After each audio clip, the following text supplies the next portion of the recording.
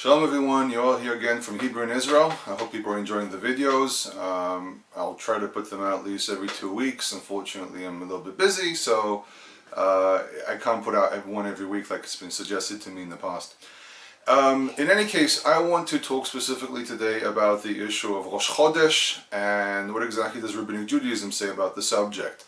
I get asked every once in a while this question of, why is it that we have, when we sight the moon, the Rabbinic Rosh Chodesh falls a day before, 2 days before, things of that nature. What exactly does Rabbinic Judaism actually say about this? Was even one question that was passed on to me, saying that Rabbinic Judaism says that the new moon is actually when you don't see the moon, and things like that. There's some terminology and some sources we have to deal with, but first of all, some background. Jewish sources, all of them, when you're dealing with Second Temple, and just a bit after that as well, all the sources note the idea that when you actually see the moon, that's when Rosh Chodesh falls. Okay, and it's important to understand this. For example, if I take the Mechilta de Rabbi Ishmael, okay, which is a Midrash Halacha.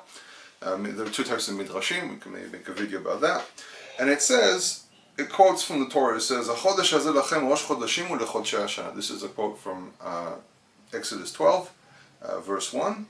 And it says, Rabbi Ishmael says, Moses showed the Chodesh, and the Chodesh terminology of Chodesh here means the new moon, L'Yisrael. He showed the new moon to Israel, and said to them, like this you shall see, and like this you will make it for all generations. In other words, they actually had to see something physical. It means that Moses walked out of his tent, went out at night, saw the new sliver and said, you see that? That is the new moon.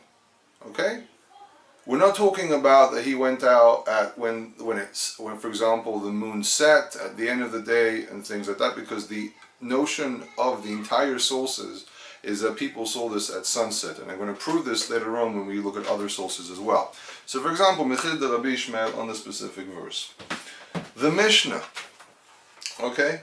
The Mishnah in Tractate of Masechet Rosh Hashanah speaks in chapter 1, the 5th Mishnah. It says, if it was actually seen, it's referred to as Ba'alil, where it's now 100% sure that they saw it, Ben Shelo Nira'a Ba'alil, if it was actually seen, or maybe wasn't 100% seen, Mechayilin Avet Shabbat. This talks about the witnesses, that you can actually break Shabbat to take the witnesses to the Beit Din to show them the rabbinic court, to tell them that the moon was actually seen. So we see here that there's an issue here of actually seeing something physical, because you can't say you saw something when there's complete darkness outside. If you can't physically see the moon, then it means that you haven't seen anything. But the sources always talk about with this verb ra'ah, or lira'ot, which means to see.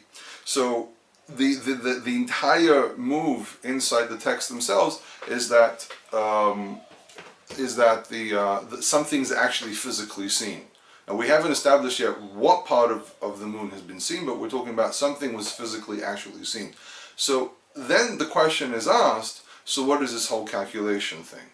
Now, my guess is a lot of people have actually heard about the calculation. It's the calculation of Hillel II from the 4th century. He created it presumably to be able to create something standardized for Jews in the diaspora. The Romans were persecuting Jews for actually citing the moon. It was part of the Roman agenda of removing practices of Torah, because they recognized Torah as being the element that causes the rebellion against the Roman Empire. So they actually worked very, very hard to remove the practice of Torah from Jews, and Rosh Chodesh was one of them. It was also a time where the way you calculate when the feasts are, the way you calculate when the Rosh Chodesh is, which meant people could gather at that time. There are a lot of features in this, and when you control the calendar, it controls a lot of people's everyday life activities. So we have this calculation that was created. It was tweaked, as far as I know. I don't know if necessarily redone, but it seems to be that the original intention was not to remove the practice of actually seeing the new moon, but it was actually a calculation that said that when this date will fall, that's when you actually see the moon. Now, it also works in other elements, like for example, when exactly is the conjunction, things like that. But the rabbinic calculation never worked on the idea that conjunction is when the moon is actually, that's when the new moon is. I get these emails every once in a while, these messages where people say, well, conjunction is obviously it. However, the Jewish sources don't say that. Okay, it's much later. For example, Rav Saadia Gaon goes into this whole discussion with Ben Meir about when exactly is the calculation, what's referred to as a Molad Zaken. I'm not even sure exactly how to translate that, but he goes into this concept called Molad Zaken, and when do we move it around based on a Molad Zaken? How long is a Molad Zaken?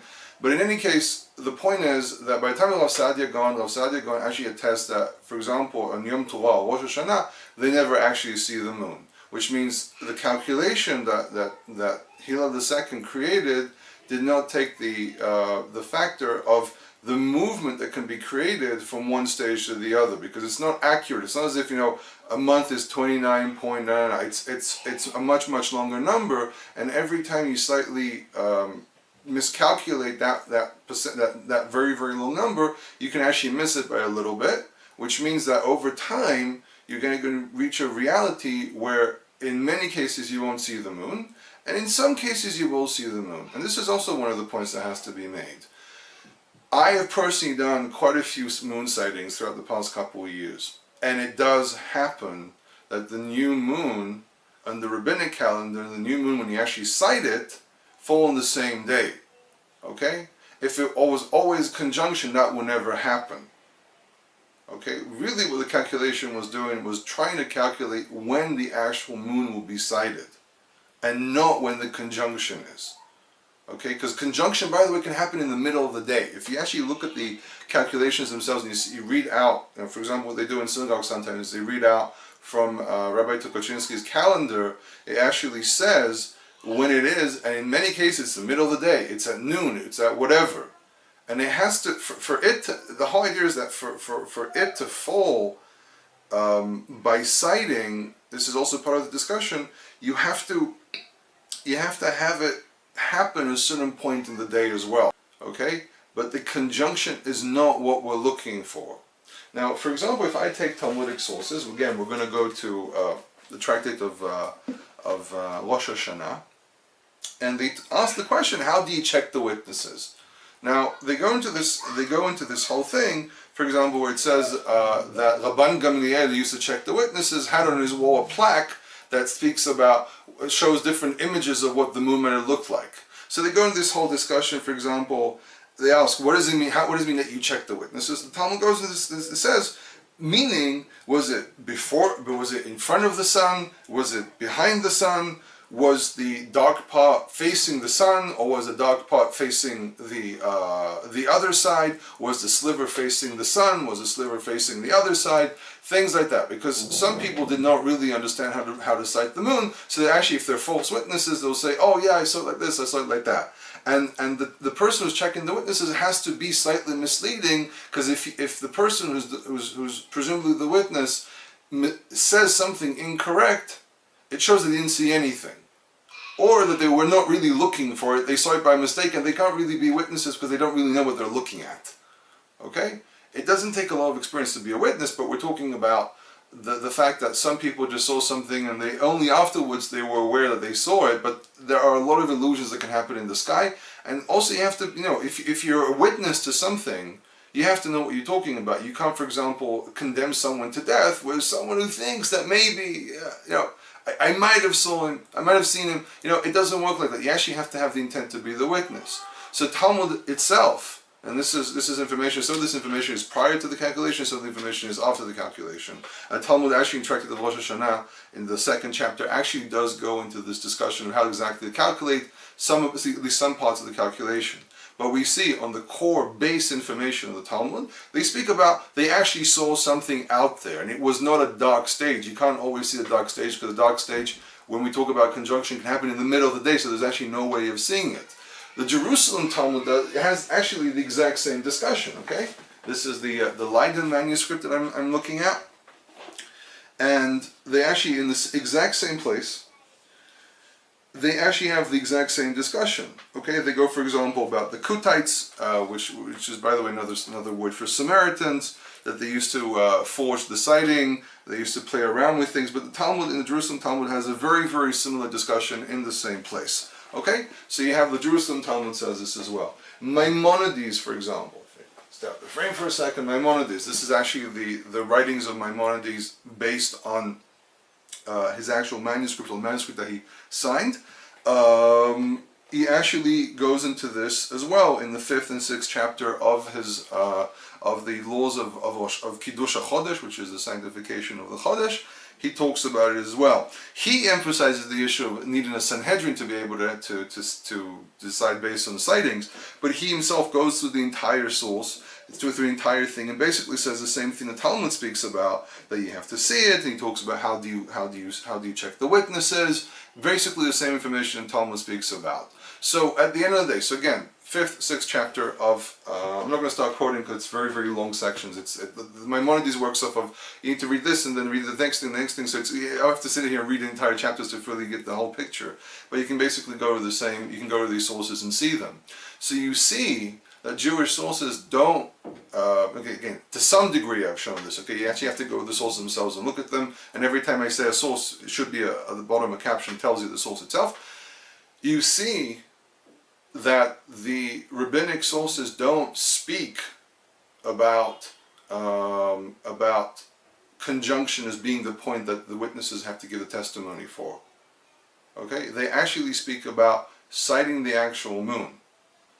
It seems to be, from other information I've seen, is that people got so used to the idea of not seeing the moon on Rosh Chodesh, they started thinking maybe this is the real Rosh Chodesh. Okay, but if they actually paid attention, because I'm telling the truth, I don't know if too many people actually physically go out and say, oh look, I saw the moon, oh look, I didn't see the moon. Okay, most people are unaware of it. So the point is that the argument that conjunction is the original rabbinic opinion is actually incorrect. The conjunction is only one facet of the entire way that rabbinic Judaism calculates the new moon. However, it is true that most of the time when you have a moon sighting, it doesn't fall on the same time as the rabbinic calendar, but it does not mean that the rabbinic calendar is intentionally looking for the point of time where the moon is not sighted. Okay? I do know, however, that Samaritans today, for example, and I actually know this from a Samaritan that I know, they used to actually sight based on the actual sighting of the moon. And they changed this about 30 or 40 years ago. The high priest decided that it's better off to go according to the dark stage of the moon. I asked why. I mean, they've been doing it the same way for a very, very, very long time. Why did he change it?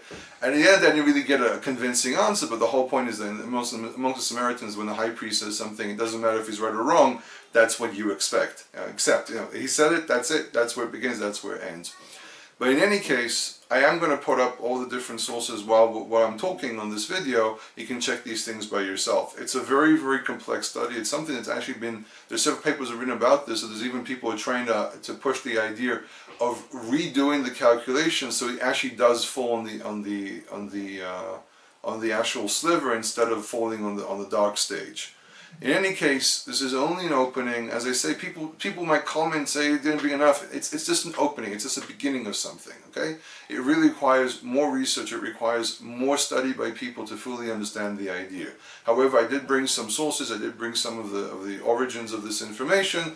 Obviously, there's a lot more about this that can be discussed, that can be brought up on videos or papers or whatever it might be. But this is just an opening. This is really the intent of most of my videos, just to start something and not necessarily go into all the deep research, because that would require videos which would be much, much, much longer. In any case, I hope people enjoy these videos. I hope that they are informative to everyone, and I want to wish everyone a happy Rosh Chodesh.